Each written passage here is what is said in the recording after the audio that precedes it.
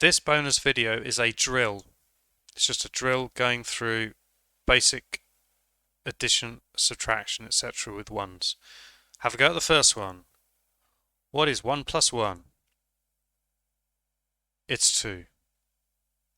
What about the next one? Take your time. It's 1. What about the next one? Remember, pause if you need extra time to think. It's 1. What about the next one? It's 0.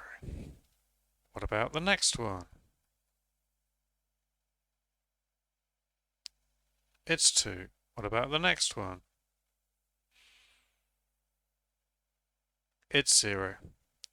What about the next one? It's 2. What about the next one? It's 1. What about the next one? Well, it's just 1 as well, because I've just written exactly the same question two different ways.